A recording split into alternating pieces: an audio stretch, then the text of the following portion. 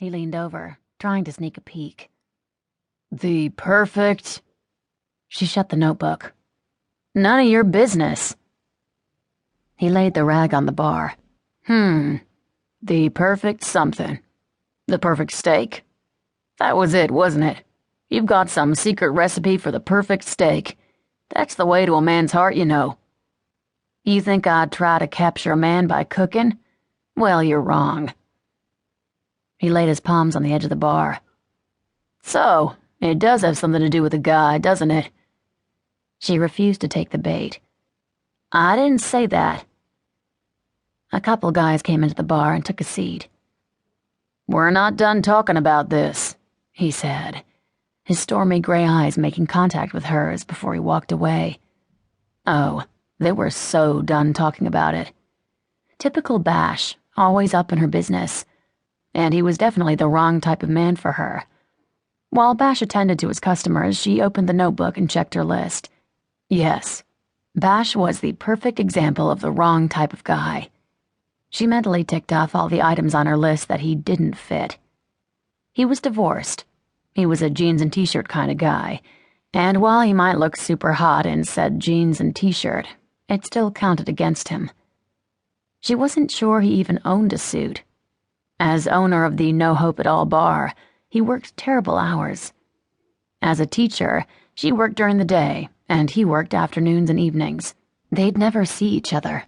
She had no idea who he was dating, but he was always going out with some woman or another, so he likely had some crazy ex-girlfriend somewhere in his past.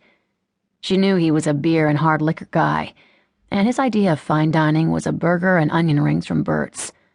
He wouldn't know fine dining if he fell into it. She had no idea how he felt about kids, but the guy practically lived at the bar, and he hadn't had a serious relationship since his divorce, so it wasn't like he was in any hurry to have children. Plus, he didn't have any animals. Then again, she didn't have pets either, but that wasn't her fault. Her apartment didn't allow them. She just wanted to make sure whatever guy she ended up with loved them. She wanted a dog, or a cat. Her best friend Emma had 2 dogs, Daisy and Annie, and her other best friend Jane had a dog. Logan and Des had several dogs on their ranch. She'd always wanted pets, and she hadn't had one since her childhood dog, Scotty. She'd missed having a dog to cuddle with. She shook her head. Back to her list. She scrolled down the list and stopped on the next item. Oh, right. Not hanging out at the bar with the guys all night. That answer was self-explanatory, since that was pretty much all Bash did, all the time.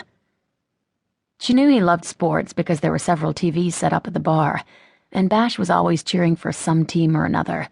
The man was sports crazy, and she had no idea what his idea of a perfect vacation would be, but she highly doubted it would involve room service.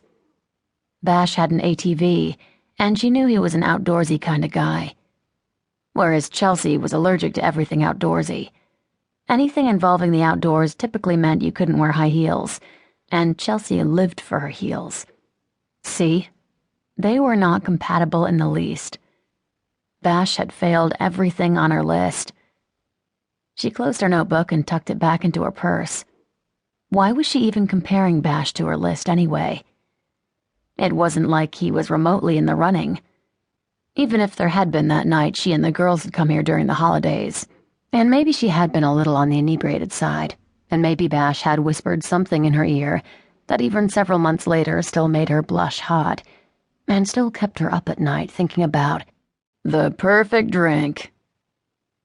She pulled herself out of that very erotic daydream and met Bash's teasing gaze. What?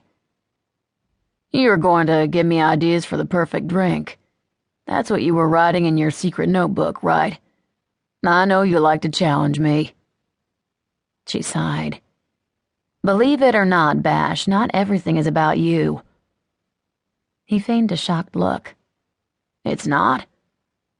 She rolled her eyes. What are we talking about? Her best friends, Emma and Jane, grabbed seats on either side of her. Chelsea's hitting on me, Bash said. She is? Emma grinned at her. I'm not hitting on Bash.